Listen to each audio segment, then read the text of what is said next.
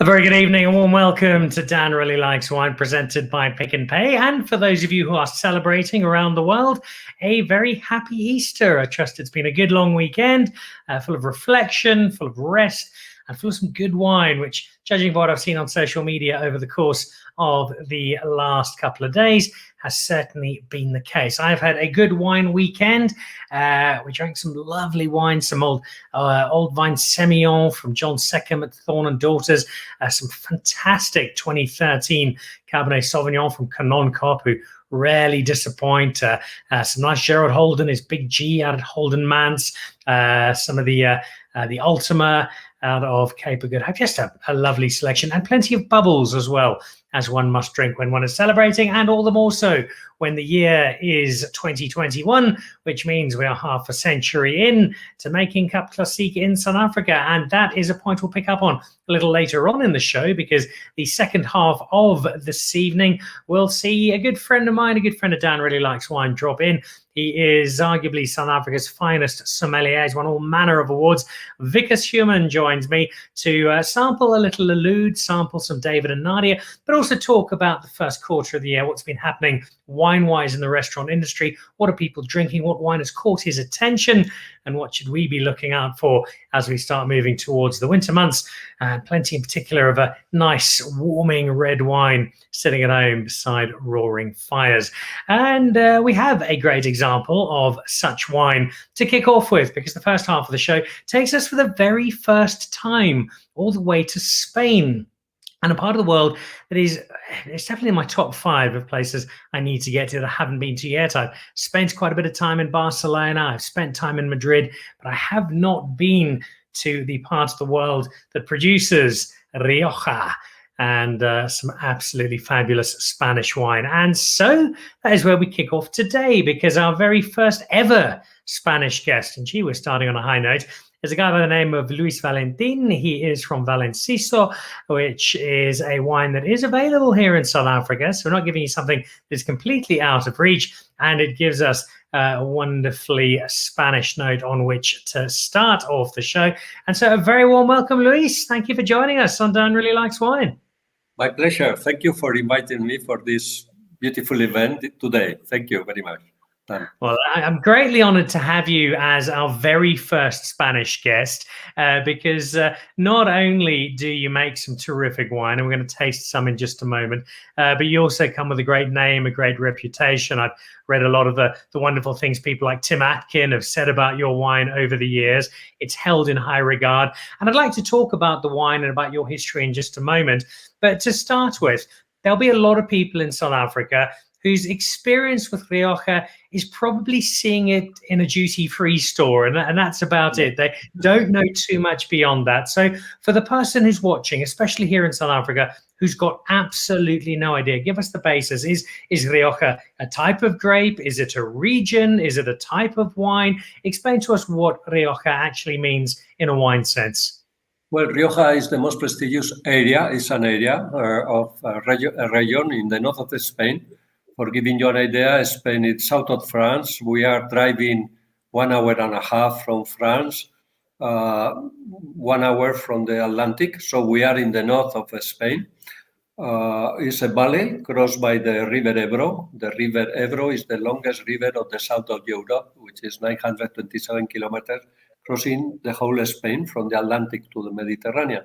And Rioja is the name of the denomination of origin, the appellation. Is very prestigious. Historically, it's the most prestigious area for red wine in Spain. For white wine, we should speak more about sherry in the other centuries in the past. But for red wine, it's clearly the most prestigious area. It's a small area in people.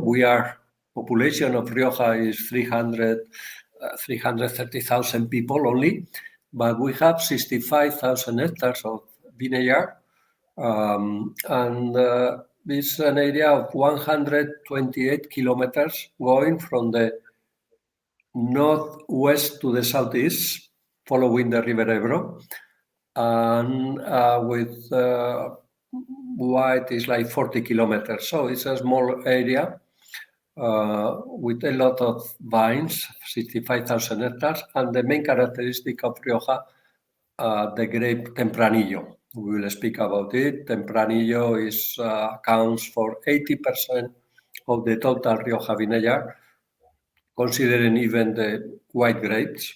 And if you speak about red grapes, Tempranillo means practically 90% of the grapes of Rioja. So Rioja, the most prestigious area for red wine in Spain through the history, not far from the Pyrenees, just 1 hour and a half driving for giving you the sample. 3 kinds of soils. The climate is a mix of Atlantic and Mediterranean, depending on the area, but really the secret of Rioja is this mix of Atlantic and Mediterranean climate, weather, and clearly dominated by the Tempranillo grape. That's it. So that was going to be my second question. I think you've largely answered it, but just to be clear then, I'm picking up a bottle of Rioja at duty free, for instance, as I'm flying back to South Africa, or I'm finding a bottle at a restaurant. I now know the area it's from. If it's a red wine, it's pretty much guaranteed then that I'm drinking Tempranillo? Yeah, the Tempranillo accounts, as I told you, for the 80% of the grapes, red grapes of Rioja. You may find other varieties. In according with the law in Rioja, we may grow Tempranillo, of course, then Grenache, then Mazuelo, which is the local name for the Carignan Noir, and then Graciano, which is another local variety, but is practically unknown outside of Rioja. It's just 1,000 hectares in Rioja. So most probably, when you take Rioja at the duty free, you will be drinking a lot of Tempranillo. That's right. All right, and very happily so, because I find that it's just wine that whenever I've had it, it sits so easily on the palate. It's usually big and full and luscious and an absolute delight. I also find that it's generally just a little bit older. The vintage seems to be at least a year or two back from most of the other wines that I find. Is that usual in Rioja, that you hold your wines back a little, that you keep them a little longer before you release them? Yeah, that's it. In the tradition of Rioja, we could say that we age the wine for the account of the customer. So for giving you an idea, in Valenciso, we are making Reserva wine. Reserva is a category of aging, and the youngest vintage we are selling now is 2014. So it's a wine which is 7 years old. As average, I remember well, as average, Rioja is sold when it's 3 years and a half old. So usually, and in boutique wineries like we are, when you speak about Reserva, you speak about wines which are at least 6, 5, 7 years old. So you are right. Usually we are older than most of the wines of other competitors. I remember I was in Australia just 3 years ago, and I was in a tasting with a lot of Australian wines with my importer and other wines from California, from South Africa. And of course, people were a little bit, it was amazing for them, because they said, but you don't sell the wine, you have problems to sell the wines, it's so old. I said, no, that is part of the history of Rioja. Usually we age the wine a lot of time before release it to the market. So when they release to the market, they have a potential of evolution of aging, but they are very round. It's not like Bordeaux, for giving you an idea. I used to work for Bordeaux people at the beginning of my professional career. I remember my boss telling me, well, Luis, to taste a Bordeaux, to taste, not to drink. To taste a Bordeaux, you have to wait at least 10 years. Now things have changed, even in Bordeaux. But it's true that Rioja, we age the wine a lot of time before release to the market, especially boutique wineries like we do. And the person who benefits most of all is me, the customer. So I'm very happy that you do that, Luis, because the results are very quickly evident. Your fan base is broad. I see Greg Sherwood, the master of wine in London, who's watching the show at the moment. Valenciso, lovely wines. Luckily, we can get them here in the UK from Boutinot. Thumbs up Mr. Sherwood is always important, as is the name. And when I first heard of Valenciso, maybe that's the town, maybe it's an historical name, maybe it's a great legendary Spanish figure. In fact, it's nothing of the sort. It's a rather clever collaboration, isn't it, Luis? Yeah, that's right. It's easier than that. In fact, it's the family name. My family name is Valentín, like St. Valentine's Day, Valentín.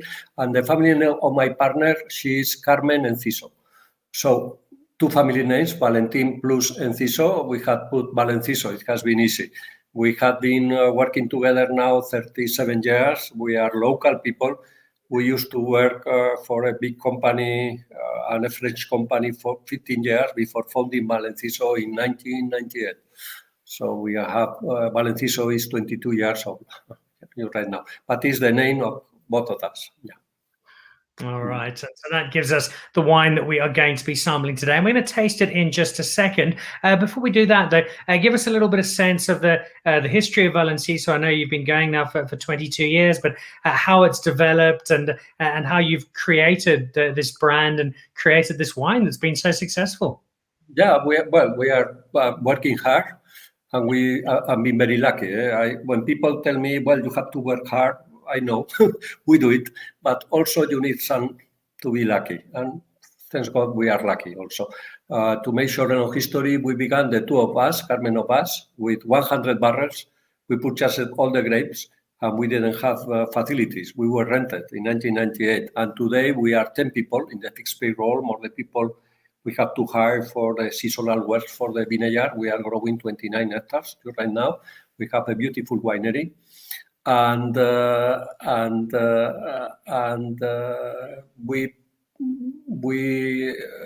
make 90% of our wine is the Reserva we are going to taste, and we export more than half of the bottles, including South Africa, of course. The UK, as they have said, is our first market. Then it's the United States, then it's China. But we are very focused to the export markets because of our professional history, I would say. And we focus 100% in Tempranillo, in the Rioja Alta area, in the high Rioja, where the altitude is higher and where the Atlantic climate is the principal one. That's it. So it's obviously been a great success story over the last couple of decades. I'm curious, though, coming from a country here in South Africa where our wine industry has had a really difficult last year or so, how tough has it been for the wine industry in Spain? Well, it has been very tough, especially for the people working mainly in the restaurant, in the hotel industry, because not so difficult as in your country, but depending in the area of Spain, there was restaurant closed, so just a limitation of the people in the restaurant. But fortunately, we may continue selling wine to the people to drink the wine at home. As they were at home, no possibility to get out. They drink more and they made a better cooking, I would say. So at the end, for us, last year was a very difficult, but for Valenciso, particularly speaking, it was nice because I would say, better than others. We lost just 5% of our turnover because export markets, we are exporting to more than 40 countries. So in some countries, situation was better than in others. And second, we sell a lot to private people here in Spain. So we may compensate the loss in the restaurant industry, which was more than 60%. So at the end, we were suffering, but we were doing better and we were surviving. That's it. Which I think was pretty much what everybody was simply trying to do, and in many cases still trying to do. Beyond the wine industry, again, just out of interest, Luis, the pandemic situation, the lockdown situation in Rioja and Spain at large, do you feel you're coming into a better place, or is it still quite a tough space to be in? Well, we think that this year will still be difficult. You have to think that Spain is one of the countries in the world where we receive more tourists. The Spain population is 47 million people, Spanish people, and we received in 2019 we received 85 million people of tourists, mainly British, German, mainly from Europe, of course. So this is practically closed. So the situation is getting better because of the vaccination. I got my first dose of vaccine last Saturday. So the situation is getting better, but I think this year will be still quite difficult. Things improving, but still quite difficult. Let's hope 2022 things will get normal. Indeed, I think we're all hoping that very, very fervently. And I think as much as we all come from different wine regions, there's been a real sense of community spirit in the wine industry in the last year, and everyone supporting everyone else. So we fervently hope that things do get better for you, Luis. And for a region that is so well established with the wines that we know simply as Rioja, Tempranillo being the majority thereof, what is it about the terroir, about the climate, about this particular grape that come together to allow you to make such consistently good wine, Luis? Yeah, well, as you know, always I say that the wine, when we drink a glass of wine, we have to think, we have to enjoy the wine overall. But you have to think that we are missing 5 things, always I say, which are absolutely making a unique blend. You have a soil, you have a climate, you have orography, you have a grape, and you have the hams behind. So in the case of Rioja, let's say where we are in the Rioja Alta, the soil is 100% clay calcareous, a poor soil, and overall we are doing what generations done before us. So we are just following the way. We have to be very thankful to them. And we are working 100% with Tempranillo. Tempranillo is the most prestigious Spanish grape. For me, of course, is one of the great grapes of the world. And my recommendation, when we receive a lot of foreign people at the winery, of course, because we are exporting 60% of our bottles. And always my advice is when you drink first time Tempranillo, or you are not very familiar with Tempranillo, you have to forget about all the wines you drink usually, because usually these foreign people, they are used to drink a lot of Cabernet Sauvignon, Syrah, Merlot, Malbec, in your case, Pinotage. And always I say, when you taste, you compare with something you have in mind, even if you don't realize it, of course. But you compare with something you have in mind. And my recommendation is when you taste Tempranillo, you have to think more in the direction of the Pinot Noir, of the Sangiovese. I am not telling they are the same grapes at all, not at all. They are very different. But the texture in the mouth, this sense of elegance, is more similar to that. So the Tempranillo is, have to define it, it will be elegance. And wonderfully savory, and I've snuck a sip or two already to my great delight. And I want to get you to introduce the wine in detail in a second. But before we do that, one of the interesting things that you do, and I think it's very much the exception, Luis, is the use of concrete in terms of making your wine. Yeah, it's in concrete. The reason of using concrete is our life, our professional life. We were working for, Carmen and I, we were working for French people for 15 years. I studied in Bordeaux. And you know, the concrete here was forgotten in the 70s because of the arrival of the stainless. But in some areas in Bordeaux, in Châteauneuf-du-Pape, in Piedmont, in Italy, some people, they continue using the concrete, and we have the experience with the French people, so we decided for Valenciso we will go to the concrete. Now the concrete is getting quite fashionable in enology. For us, it's part of the secret of Valenciso because it gives more longevity to the wine, it gives more round the mouth, and it gives the fruit. So all the Valenciso, they are fermented in concrete. Then the malolactic fermentation also in concrete, spontaneous malolactic fermentation. Then they go to the barrel. In this particular case, this wine is 17 months in oak, in barrel. And then after the barrel, they spend, in this particular case, the wine we are tasting today, 14 months again in concrete, because sedimentation in concrete is better than in stainless. So it allows us to bottle Valenciso with no fining, no clarification. So the concrete is essential part of the winemaking of Valenciso, and we are extremely happy with the decision. I'd say it's clearly working for you, as the regular awards and the popularity of the wine would show. So we've got the background, we know where you're making it, you know what you're making it from, we know a bit about your history. Let's meet the wine itself. If I can ask you, Signor Valentin, to give us a formal introduction to the 2014 Valenciso Reserva, what we're drinking, why we're tasting where we are, and why this wine you feel stands out. Well, the 2014 is 100% Tempranillo. We were speaking about the elegance of the Tempranillo. It's a nice harvest. We were very happy after the 2013 here.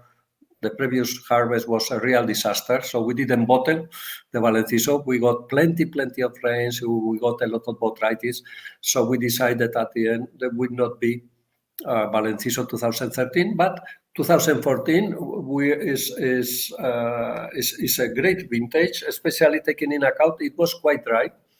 The average in the area in Rioja, we got as average in a year 485 liters. This is the historical average of rain.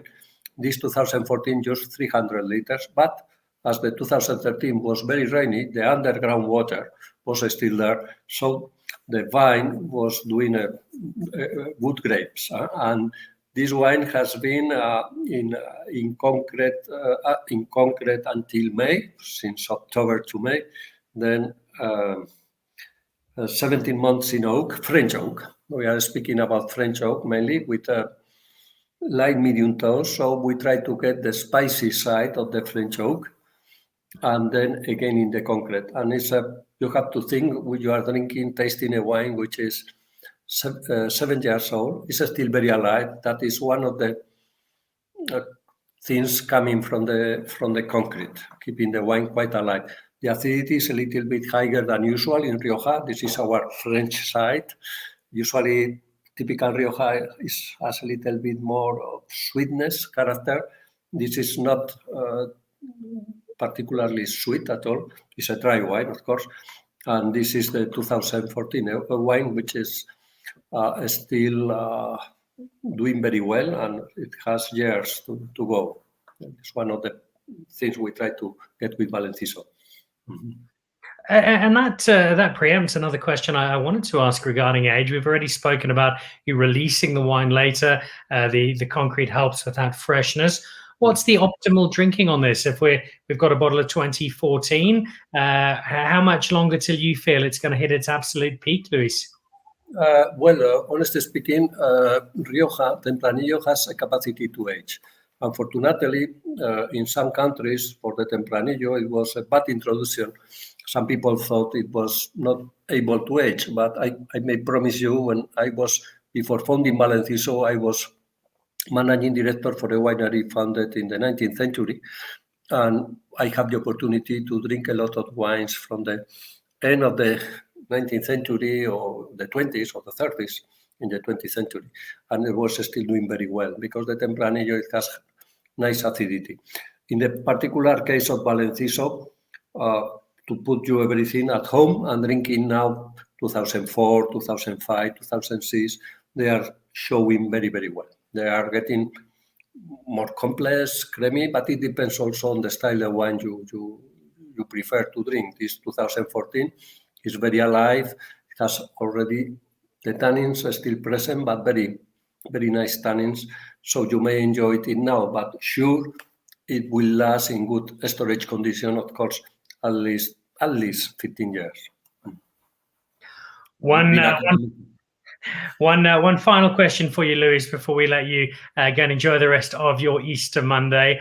The time that I've spent in Spain has been highlighted by some great wine, but also by some terrific food. It really is one of the world's great gastronomic destinations. If I'm coming up to the north of Spain, if I'm coming to Alauri, I hope I pronounced that right, I've picked up my bottle of Valenciso. What's something traditional to Rioja that I'm going to be eating that's going to do this wine justice? Well, the most traditional food in Rioja is lamb. It's the cotlet of lamb, and also vegetables. But overall, it will doing very, very well with baby lamb. That is the main the most typical food in Rioja. And that would be it. Doing it very well. Well, I married into a Greek family, Luis. So lamb is always a very welcome addition to the menu. That sounds terrific. But even without any food, the wine is already putting a big smile on my face. So thank you for being our very first Spanish guest on Dan Really Likes Wine. I know you've been to South Africa before. I know you want to come back again. So I look forward to having you here. We can share a couple of glasses of South African wine here in Johannesburg. And hopefully some point in the future, I'll be in the north of Spain and getting to come and visit your magnificent winery as well. Well, thank you very much. Thank you for your invitation. And I hope to go back to your beautiful country. It was an impressive travel there when I was in 2019. Thank you very much, Dan. Thank you. Señor Valenciso, muy bien, gracias. There we go. From Valenciso is available here in South Africa. Rioja, getting the lowdown there from Luis, just explaining exactly what Rioja is. It can be a little confusing to people who don't really understand the space, and there is so much wine around the world to learn about and discover. But if you're looking to try, if you've never had Rioja before, then here is a very good starting point. The wines of Valenciso, the Gran Reserva, are made by Luis and Carmen, his partner, and a label that's, well, you just have to do a little bit of looking online and you'll see the number of people who give it a particularly strong thumbs up. So a big thank you to Luis Valentín and to Christine and Derek and the team at Great Domains for setting up our maiden Spanish interview. And that segues nicely into somebody who's tried this wine before. In fact, he used to sell it at his restaurants not that long ago. And I think now there's some more stock in the country, it'll be back on his wine list. He's a good friend of the show, as I mentioned earlier, and quite superb sommelier. Wikus Human, very good evening. Welcome back to Dan Really Likes Wine. Dan, how are you? I'm good. What's the great Wikus Human been drinking over the Easter weekend? Geez, we had a few wines yesterday. Had some old Chardonnay. I had a big Chardonnay Sunday yesterday. I had a wine made by Kunrus from Spoonskop under the Tequila River label. And I think he didn't release it at the time. It was like 2015 vintage. So I just bought 12 bottles and I got some spare underneath my TV and a wine case. So we opened a bottle of that. And then we opened a bottle of Holden Month's, the Chardonnay, the Avant-Garde Chardonnay 2018, which was showing very, very well. There we go. Good week, Anna. Always love finding out what Wikus has been drinking because it's always fascinating. As is discovering wine, and it's a big part of this show, Wikus, is finding not just the labels that we know, but also the ones that we don't and the parts of the world that we don't. What's your Spanish wine knowledge like? I just my Spanish wine is, I would say it's pretty good. We got a few very good labels at Marble. I mean, including the Valenciso you just talked about. Just to touch on that wine, I think it's a fantastic wine, and also very cool that it's 2014 under the Reserva label, having that kind of 1 year in oak and 3 months in bottle after vintage before releasing it is fantastic. I wish we can do some law like that in South Africa where we try and release our wines a bit later. It just shows how well a wine can drink after 7 years in the bottle. But yeah, definitely. I think we got some very good Spanish wines at Marble. There's some entry level stuff, but there's also some very good stuff that we have from Spain. So yeah. The restaurants both of them got terrific wine lists, and you are responsible for those. What are people drinking at Marble and Saint at the moment? On one hand, there's a sense that times are tough economically, but on the other hand, I get a sense that yes, there are some people who still have the financial wherewithal, but if people are going to go out, they're maybe doing it once a month instead of 4 times a month. So if they're going out once a month, they're going to make sure they make the very best of it. Is that reflecting in what people are drinking off your wine lists? Definitely. I mean, since we came out of sort of that 1 month lockdown in January, and even from September last year, what people have been drinking in the restaurant have been absolutely crazy. I mean, I've seen some of my more medium to kind of higher class wines moving, especially over the kind of weekday period from Tuesday to Friday, where we a bit more weekday in Marble, and then over the weekends on a Saturday or Saturday afternoon, you see a bit more Sauvignon Blancs going out. But I mean, midweek you see a lot of Chenin, a lot of Chardonnay starting to move. Everyone wasn't drinking Chardonnay. People like that bit more kind of lightly oak styles of Chardonnay, that bit more linear, refined kind of Burgundy styles of Chardonnay, to put it that way. Chenin Blancs is always the question between whether you like a barrel fermented Chenin or something that's seen a bit more neutral oak, which we'll touch on a bit later when we have the David and Nadia. Those kind of wines are moving as well. A lot of bubbles are moving as well. We see Champagne, local MCC moving, Colmont, Lude, Silverthorn, Charles Fox, all those kind of labels are also moving. And then, of course, being kind of at sommelier from Marble, I always sneak on a few older white wines on at Marble, and people are actually starting to enjoy older white wines and see that you don't have to drink a white wine when it's within its first 2 years of release. You can actually let it go a little bit and drink it on in a later stage. Do you get a sense then that by and large, the South African consumer is becoming more, I don't want to say educated about wine, I think that's a little patronizing, more understanding of what's out there and appreciating some more of the subtlety and the nuance and the variety of the wine that we have available? Definitely. We have a lot of questions coming along from, mostly back in the day it was only Cab and Merlot, and people are starting to enjoy Pinot Noir quite more. Cinsault is making a great comeback. People are starting to enjoy single varietal Grenache. That's also quite cool. Single varietal Malbec. We had some great single varietal Malbecs available in South Africa. So people are definitely, getting more into the wine game. I don't know if everyone read about wine during lockdown. It's all these things we could do as we couldn't buy wine. But there's definitely been a sort of more educated, or just to put it in a nice way, people more educated customers walking into Marble and Saint, and just you got to be on top of your game every night. Which you generally are, as Grant Sauls points out. I always appreciate Vickers' recommendation, Marble and privately.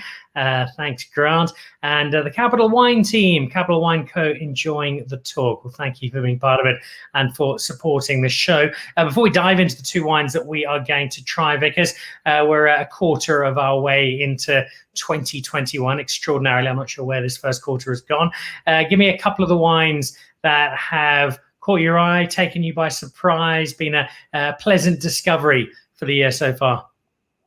Just then put me on the spot here. I think definitely, some of the new releases of the whites coming out, the 2020 Sauvignon Blancs are showing phenomenally. Some cool Chenins I picked up is the Gabriel Sturp Chenin Blanc, the 2020 release. That's really cool. It's a bit more fresher style of Chenin. That's drinking quite well. Some cool releases of the new cabs. Everyone's raving about 17. So Thelema cab 17. I've bought some of those and tucked them away and rather serve the 16s. Rust and Frieda's new release is also very, very good. We have the Big G 2016, fantastic wine that also got out.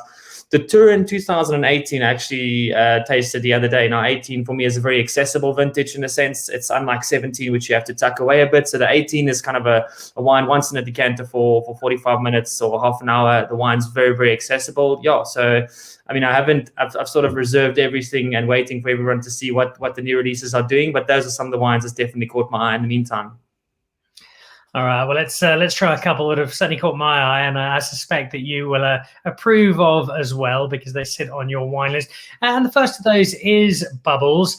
And as we lead into it, for me, you're a great gauge on what people are drinking, given that you've got that frontline interaction with consumers at both of your restaurants. For a long time, I think people were enjoying and appreciating Cab Classique, but if they wanted to properly celebrate, they were probably going to throw a bit of cash at either a bottle of Mouton Chandon or a bottle of Veuve Clicquot. And whether it's me wanting to believe this, or whether it actually is the case, but I get the sense that people are understanding that you're now, by getting some of the brands you mentioned earlier, people like a Silverthorn, like a Colmont, you're getting stuff that is at a better quality than the more generic French luxury champagne, and almost always at a better price. Definitely, I think so. I think there's a few guys making big waves in the bubbly industry. We did Peter Ferreira, John Lopesher, Paul Gerber, Emma Brevet, who's now the current winemaker at Lude. I think these guys are really doing big things with MCC in South Africa. If we just look at the kind of track record, we're 20 years today, basically celebrating MCC, and There's not a lot of regulations allowed MCC. I think the minimum lease contract now is 9 months as opposed to 15 months for champagne. But I had an interesting conversation with Paul the other day from Colmont, and he's just chatting how they're going to basically do the same kind of press. We only allowed to use a certain amount of liters, and I just think kind of the quality that we have for example, the Lude that's on 36 months under these minimum is fantastic. You see a greater kind of quality that you would see to non-vintage champagne. You see a finer mousse in a sense. You get much more kind of elegant wines and just, I mean, bulk producing of champagne in a sense. Well, let's go into one of those. It is from Le Lude, and it is their Reserve Brut Rosé. We spoke about the Reserva a little earlier with Luis in terms of his Rioja. What does Reserve mean in the context of a South African Cup Classique, if indeed it is a benchmark or a set term?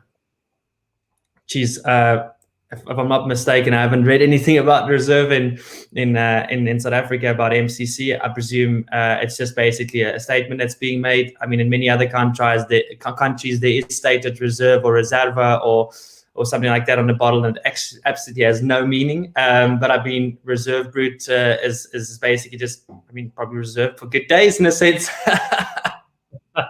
All right, that's as good a reason as any. This is their rosé, and again, I think a wine that's had a change in perception. It was in the fairly masculine world of South African wine drinking men. Anything pink would certainly have been avoided up until a decade or so ago. That's happily changed. To give us your thoughts on this particular wine and what makes it stand out. Like, I mean, for rosé MCC in South Africa, this is probably one of my favorites at the moment. I mean, producing rosé or pink champagne used to be 8 to 9% of Coteau Champenois Rouge. So basically, red wine and champagne could have been blended in, or leaving it on the must of the must for skin contact, or leaving the must on skin contact to get this beautiful kind of onion skin or salmon skin, which we have here on the rosé. The wine spends about 36 months on the lease, and it's a blend of 71% Chardonnay and 29% Pinot Noir. So just the two varietals that are most dominantly used in South Africa for the production of MCC. We don't see a lot of Pinot Meunier in South Africa. That's the third varietal that's used in champagne production. There's not so much planted yet, but that is basically a bit more kind of a bulk that's usually used in champagne. But what that Chardonnay does is there's quite a big percentage of Chardonnay in this MCC. It's basically the slow maturing varietal of the two. So this basically creates a bubbles to age. This isn't a vintage; it is a non-vintage, and I think that's one thing we also have to look at is buying vintage champagne in South Africa or MCC in South Africa. It's gonna basically be a big thing in my opinion. I'm buying quite a lot of vintage MCCs, but with this non-vintage. I mean, it's just basically non-vintage. It's made from many different years. You do a bit of back blending just to maintain that consistency in the wine, that you can produce the same wine every year. And then with Pinot Noir gives you kind of that backbone in the MCC. So it's not kind of like something like a Prosecco, which is more easily drank with like an afternoon at 5 o'clock, although this can be drank 5 o'clock in the afternoon, basically a bottle. But it just gives you a little bit of backbone, and it gives MCC in South Africa to be enjoyed with food as well. Many people ask me, what should I have with starters or with mains? And they're kind of scared to go to red wine. So not only you can recommend a heavier white wine, but you have MCC as a backfall. Yeah, that's for me an area we don't often do enough of. We don't do well enough in South Africa, is thinking of Cup Classique or champagne as a food wine. It's, well, we'll pour a couple of glasses and then we'll get into dinner properly. And that's when the whites and the reds will come out. If I'm at Marble, I'm looking through the menu. What pairs with a Le Lude Reserve Rosé Cup Classique? Myself and David had this conversation many times, and we just talk about how versatile bubbly or MCC or champagne is with food. It can basically take on anything. It's got so much acidity, and if you have something with a bit of Pinot in the blend, or Chardonnay even, that's perhaps a Blanc de Blanc, it still has enough body weight to go with a meal. So usually someone look at me and says, I'm going to have a Jersey prime rib or some of our Silent Valley Wagyu tonight, and I don't drink red wine. I'm looking for a white wine, and that's where I shoot to. I shoot usually to one of our local producers, such as Colmont or Lude or Silverthorn, that I do by glass. Because the thing about MCC is it's got so much acidity in it, and it's got this beautiful kind of rounded palate with the yeast contact. that it can actually hold up to that kind of fattiness that you have in meat. If you have a bit more leaner meat, like a game or perhaps a fillet, I mean, you don't need that fattiness, but you also still have that beautiful acidity that when you have a piece of meat and this beautiful bubbles in your mouth, it basically just cleans your palate off for the next scoop coming onto your palate. And it's also quite difficult. I mean, when you're having meat only, it's fantastic, but once you have all those different kind of sauces and greens with it, wines can be quickly be manipulated in that sense. And I mean, what bubbly does is it basically just cleans your palate and gets you ready for the next fork or spoon that's coming into your mouth.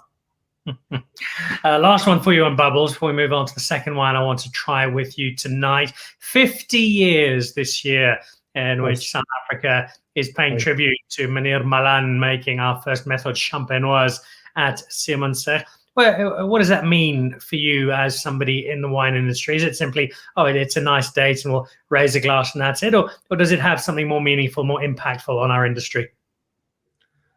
I think for South African wine industry, this is fantastic. If we just look where we were maybe 20, 30 years ago with producing wines, yes, there were the big labels like Canon Kop and Mielis and Vinde Constance. But I mean, how many smaller guys have come up and started producing wines, and even smaller guys that just produce MCC? I mean, if you look at smaller guys like the Charles Foxes, Genevieve, I mean, Christian Ead's wife making her own bubbles as well, Jane. It's just so much spectrum that basically gets to cover, and it just creates opportunity for new guys to step into the market and produce something cool, you know. And it's a terrific space. It's one we're celebrating throughout the year and building up particularly to September, when we raise extra large glasses to 50 years exactly of Cup Classique. It's certainly not the only area we celebrate, Wikus. We've got 50 years the Stellenbosch winery to celebrate as well. That comes up a little later on this month. And then we've got the continued celebration that is the story of the Swartland, and that's where we head to our second wine, that being David and Nadia. Before we talk about David and Nadia in particular, this Swartland Revolution, I think we don't really need to call it the Swartland Revolution anymore, because the revolution has happened. There's new royalty in town, and Swartland has made it very clear, not just in South Africa but right around the world, this is one of not just the new world but the world's defining wine areas. Yeah, I think the Swartland have made some big wines. I mean, when I was doing some South African notes the other day for my sommeliers, my younger guys, if you would read in like it's the wine and service just for, I mean, what we study for court, sorry. And they were talking about the Swartland, and they said it's known for the production of port and sherry. And I sort of looked and I was like, okay, guys, this is what it was used to be known for. But now, I mean, we're seeing some fantastic things coming out of the Swartland. And I mean, as you say, the revolution is over. These guys have basically stepped into the game, and they're looking at different climate, different soils, different grape varieties. Not grape varieties that's already been planted here, but sort of planting new stuff on that would work in South Africa's kind of climate, you know.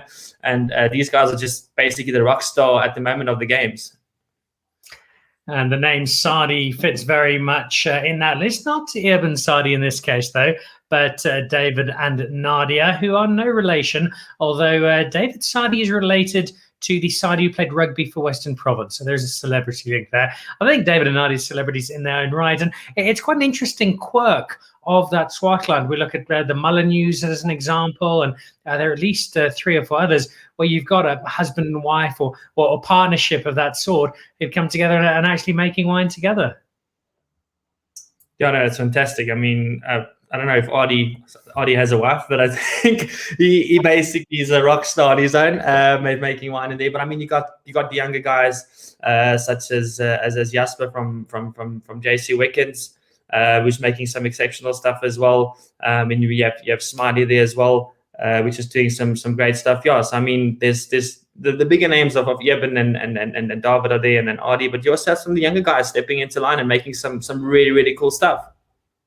Indeed, they are. And you might have seen some of that last year. We did a lengthy run of wine from the Swartland, and Kali Swart having arranged that, and he headlined was a fabulous selection. The Aristargos was part of it, and this is an area where I kind of think I say this every week, because just about every area I think we're doing such exciting stuff, Vikas. But in the area of Chenin and blends led by Chenin, there is a particularly strong South African charge at the moment, and we're getting feedback from people like Greg Sherwood in the UK saying exactly that these are the wines that are really getting an impact, really getting noticed. Are you finding that here from the local market? Are people starting to give more consideration, more respect, more appreciation to our Chenins and to our Chenin-led blends? Look, definitely. I think at the table you get, well, my preference is always to recommend Chenin. I mean, just with going with food, Sauvignon Blanc tends to be quite high in acidity, and if you look at Chenin and other varietals like Semillon and those kind of more aromatic varietals like Viognier as well, Rieslings, these things tend to be a bit more sort of food forgiving. They've got much more complexity. Chenin Blanc, especially for me, has a touch lower acidity, much more rounded on the palate, much more texture on the palate, because you have to do a bit of extended lees contact, or you have to churn up the lees quite a bit to get some texture on Chenin Blanc. And yeah, this just makes great wines for basically pairing with food. All right, well, let's have a crack at this particular wine. It is the 2018 Aristargos. I'm not sure if you've got exactly the same vintage, but wines don't change too much. And it's interesting when you toss at the back. You've got it's more than 50% Chenin, but then there's a sprinkling of Claret Blanche, of Semillon, Rosin, Viognier, of Marsanne. Is your palate, Vikas, at a level where 2% of Marsanne in the wine is something that makes you go, ooh, there's a little bit of Marsanne in there? Can you pick that sort of thing up? So when it comes to blind tasting and I mean tasting something like that, it's really, really difficult. I mean, you'll probably shoot in the direction of, it's a Chenin Blanc with probably some Marsanne Roussanne. You always just say Marsanne Roussanne. That's usually what you would find in kind of like a white blend, a little bit of Chenin, maybe some Semillon. It's usually what you usually just say. But no, I mean, it's the winemaker probably would understand it. But if it's perhaps a two varietal blend, like something like say, for example, Chenin Blanc with a 40% Marsanne, you might pick it up. But yeah, it's quite interesting to see these different kind of varietals like Roussanne and Marsanne. We don't see every day in South African wines to come up in a white blend like this. Yeah, give us a rough estimate, because you are the professional here. We know what the Chenin's doing. Just very simply in a line or two, that Claret Blanche, what's that doing for this wine? So Claret Blanche usually is basically, I've tasted one single varietal, I think from Craven used to produce a single varietal of Claret Blanche. It gives you a bit more of that kind of, it's quite weird to describe. For me, it smells like wet dog in a sense a little bit, but it's very aromatic as well. But it gives you a little bit of that beautiful aromatics to the wine. Semillon, which is next in line, that's actually left a little bit on the skins on this wine, gives you a little bit of more body, a bit of oiliness. Usually you see a lot of Sauvignon Blanc, Semillon blends, which are white Bordeaux blends, but in the Chenin just adds a little bit of body. And then Marsanne and Roussanne are basically two varietals that add a lot of aromatics to a wine. We also see it in the Northern Rhone, where Syrah gets blended with a little bit of Marsanne and Roussanne, and then Viognier, of course, which there's 9% of, gives you also that beautiful, just a bit more mid-palate kind of structure, a bit more oiliness on the palate, but also very expressively, very perfumey, quite a lot of white flowers on Viognier. And if you drink older Viognier, it could smell like old oil barrel in a sense. Now, if you just tuned in, you don't know much about wine, it's not a bad thing that Vikas is saying there. This is a term in which we talk about wines that people have got reference point. Reference point of the exact wine. Helen Nicol, my mother is watching. We have a 2015 Aristargos left, but not for much longer. What that means is she's just opened it. So in about 20 minutes, there'll be an empty bottle and a new one being opened. The combination here, it's a wine I've had many times over a number of different vintages, and it's always done for me what I love about these South African white blends led by Chenin, that it's multi-layered, it's got such wonderful texture to it, and it asks a whole pile of different questions as you're drinking it, and it really is a journey of discovery. If you're summing up this wine, I said, "Oh, that Aristargos looks nice. I like things that sound Greek." What does it taste like, Vikas? What would you be saying to somebody at the restaurant? I mean, Aristargos, to me, it's very complex. It's a very complex wine. I mean, this is where different varietals in the blend starts really intriguing sommeliers. And if the wine's made very well with these different kind of varietals, you kind of sort of start to pick up, okay, there might be some of this, and this varietal brings this into the wine, which is very cool. So I mean, from the Chenin, you get a lot of kind of Yellowstone fruits coming off the wine. Talking about some fresh peaches here, slight touch of apricots. You get that little bit of kind of, I mean, for me, it's a slightly kind of oily note, or a bit more kind of, how do you describe it? It's like, let's say like an olivey notes on the wine, like my green olives, like almost like olive oil. That comes from the Samuel, and then you get this beautiful white flowers, white perfume coming from all those aromatic varietals such as the Roussan, Viognier, and the Marsanne. And then onto the palate.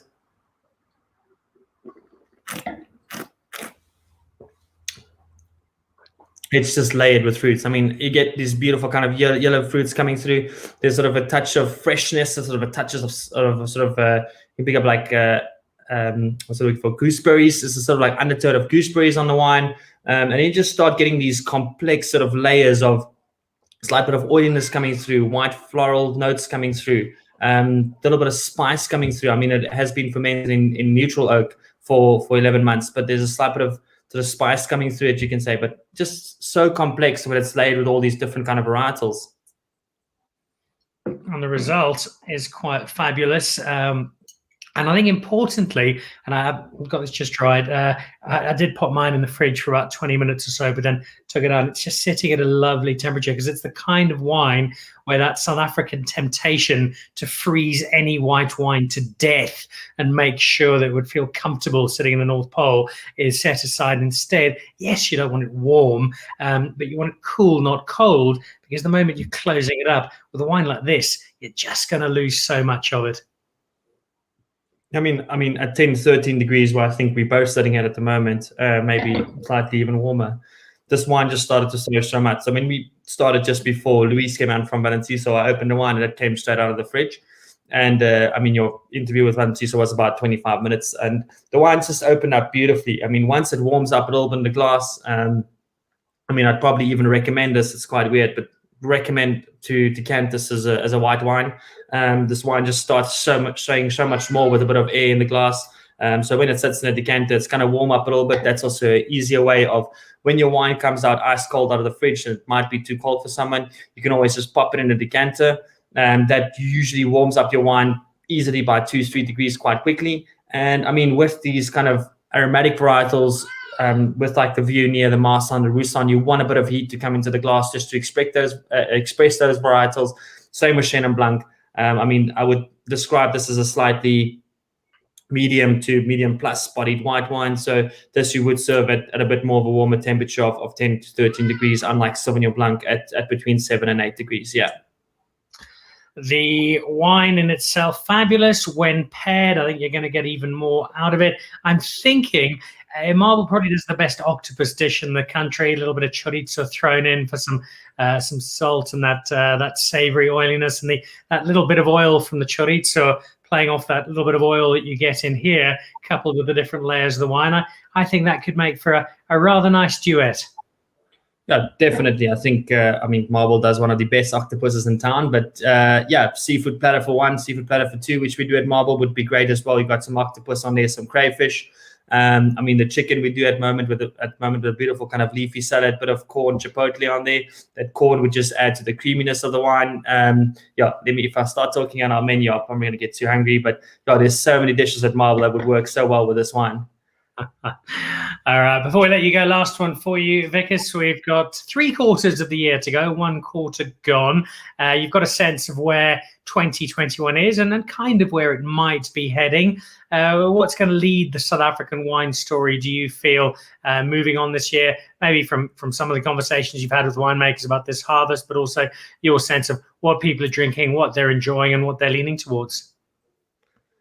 I mean, I think we're going to see quite a bit of movement when it comes to whites. For me, whites, I think, as we have a wine like today, which is a Chenin Blanc blend with that bit of Marsanne, Roussan, Viognier, people like starting to start to explore these kind of aromatic white varietals.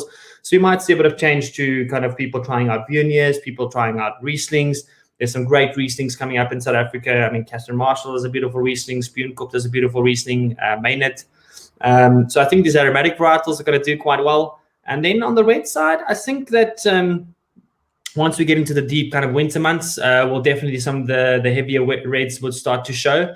And then as we're moving towards spring and it's starting to warm up a little bit, I think we're going to see a big kind of movement towards Pinot Noirs, Cinsaults, the lighter kind of reds, maybe perhaps the Syrah blends. That's quite a movement to that, yeah. So it's going to shuffle around all the way around the year. But I definitely think that people are going to sort of move away from kind of what they know and maybe explore a little bit. And that'd be, I mean, it's always great for our sommeliers at Saint and Marble, just to kind of, when people ask that question about a different varietal, always be there to kind of help them and guide them in the right direction.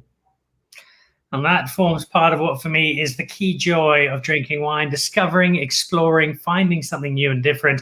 And there are few better people to guide you on that journey than Wikus Human at Marble and Saint. Wikus, thank you. I will see you tomorrow evening when I'm dropping by for some dinner. So I look forward to that.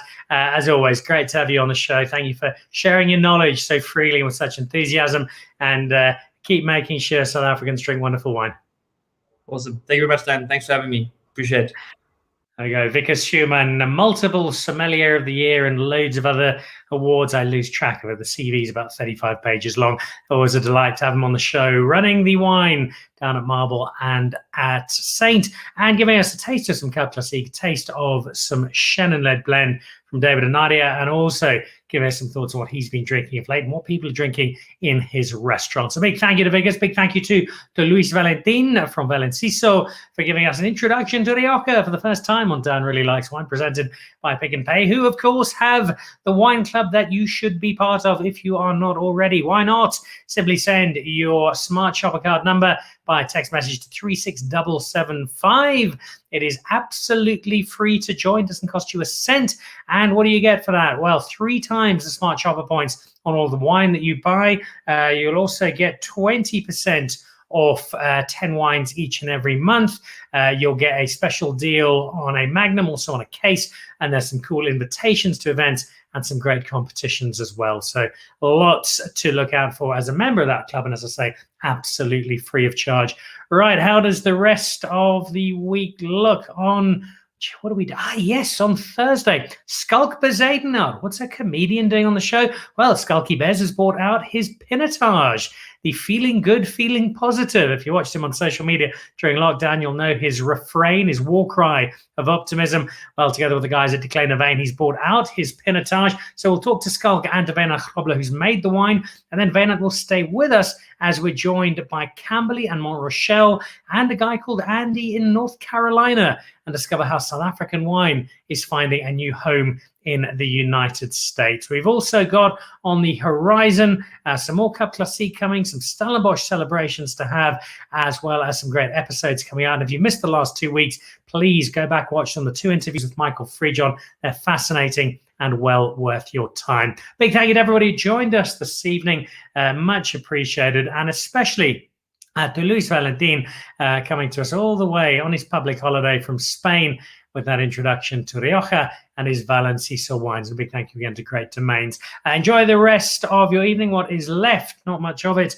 of your long weekend. A very happy Easter to those of you who celebrate, and I'll see you back live on Thursday evening. Goodbye.